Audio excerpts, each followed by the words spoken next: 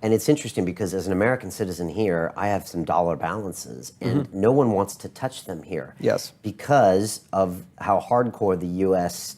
Tax system is and the IRS when it comes to cracking down on world citizens. So it doesn't even matter that I've filed my taxes every year since I was 12 years old, is that they don't even want to touch it. They're like, American dollars, no thanks. So I'm actually discriminated based on my currency and my citizenship over here. Now, it's a small version of it, but it's a small example that these currencies aren't as fungible as you think they are. Right. So there's two aspects to a currency. There is markets, and then there's politics. And the problem with national currencies is when politics overrides markets. And that's what you're experiencing in a small way is geopolitical considerations overriding market realities. And when that happens, usually that's reflected in the price of the currency. It's reflected in the flexibility and liquidity the currency has. And so one of the interesting things about Bitcoin is that it is completely neutral to geopolitics. It doesn't care. It does not.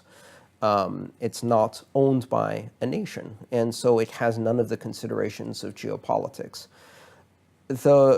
That becomes more and more important the more geopolitics start affecting markets, right? So if you have, a resurgence of the Cold War, if you have a currency crisis within an economic area like the euro, then having a safe haven, having an exit opportunity is important. It's also important to realize that Bitcoin isn't intended to or designed to, or even I think anybody who's in Bitcoin thinks this will happen. It's not intended to replace national currencies. It's intended to break monopolies. It gives people the option, and it's a completely voluntary system. It gives people the option to have an alternative. So I think of it a bit like exchanging money as a tourist, right? So if you're living in Britain and you want to visit France, you go to France and you change some of your pounds into euros. Great. If you do that often, maybe you keep some of the euros between trips so you can have them for next time when you arrive at the airport. And if you go live in France for a while, maybe you start earning euros directly and you don't exchange as much. Well, I visit the internet as a tourist.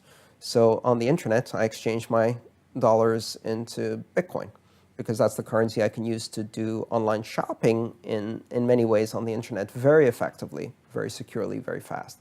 So to me, when I visit the internet, the currency of the internet is Bitcoin. Now, after a while, I moved to the internet. Right. And I started earning on the internet. And at that point, Bitcoin became the currency I earned in. And now, when I come to the UK, I'm a tourist here, I convert my Bitcoin into pounds in order to spend it here. But I'm still earning in Bitcoin. So if you think of the internet as a foreign country, Okay. Where some of us are permanent residents, right? Then you start understanding how Bitcoin can be a currency of choice for an internet generation. Okay. And you try to invoice people in Bitcoin. You try to get paid in Bitcoin. And when you can, you try to spend in Bitcoin. That's correct, yes. And I actually charge more if you pay me in a national currency. So there's a 20% premium if you try to pay me by wire transfer. And the reason is very simple, because every time I get paid by wire transfer, I have troubles. I have difficulties. The bank loses the wires, they get the wrong information, they send it to the wrong account, it's in the wrong currency, and it takes weeks, and it takes several phone calls. And when I get paid in Bitcoin, it's instantaneous, or near instantaneous. Within 10 to 30 minutes, the funds are cleared in my account, ready to spend, day or night. 24/7, 365. Right. And that's astonishing, the fact that I can invoice someone and it can be the middle of the night on Saturday there, and they can pay me in 15 minutes, done.